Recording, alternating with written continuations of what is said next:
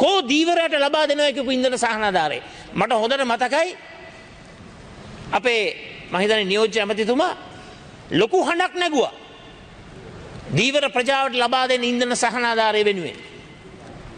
ඒ කොච්චර හඬ නැගුවද කිව්වොත් අපි වුණත් නෑ මටගේ කතාවට මම ඔබතුමාගේ කතාවට බාධා කරේ නෑ. කරුණාකරලා මේකට සවන් දෙන්න. මම ඔබතුමාගේ කතාවට බාධා කරේ නෑ.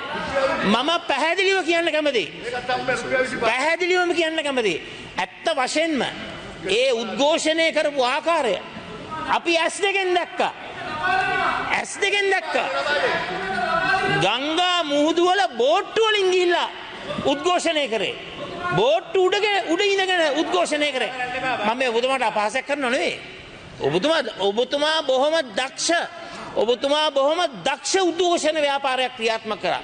කොච්චර දක්ෂද කිව්වොත් මමත් ඔබතුමාට දුරකථනයෙන් ආමන්ත්‍රණය කරා. මම දැනගෙන හිටියේ නෑ ඔබතුමා NPP කියලා. JVP කියලා. ඔන්න ඇත්ත කතාව.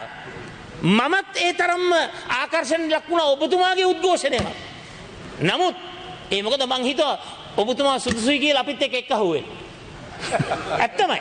ඇත්ත කතාව මම මේ කියන්නේ. ඔබතුමා ඒක දන්නවා මම ඇත්ත මම බොරුවක් නෙවෙයි කියන්නේ. මම ඔබතුමාට call කරානේ. Honorable leader of the opposition, you have exhausted your time. මේක රසවත්ම කෑල්ල පොඩ්ඩක් ඉන්න. විශේෂයෙන්ම ඒ තරමටම දීවර ජනතාවගේ ඉන්ධන සහනාධාරය වෙනුවෙන්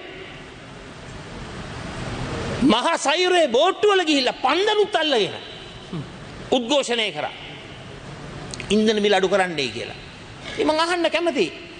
අර භාණ්ඩාගාරයට ගෙවන අර බදු මුදල් ටික කියපු ආකාරයට ඉවත් කරලා අර කොමිස් මුදල් ටික ඉවත් කරලා අර ඇමතිට යන සල්ලි ටික ඉවත් කරලා මොකද ඒව යනවා කිව්වේ ඔබතුමන්ලනේ.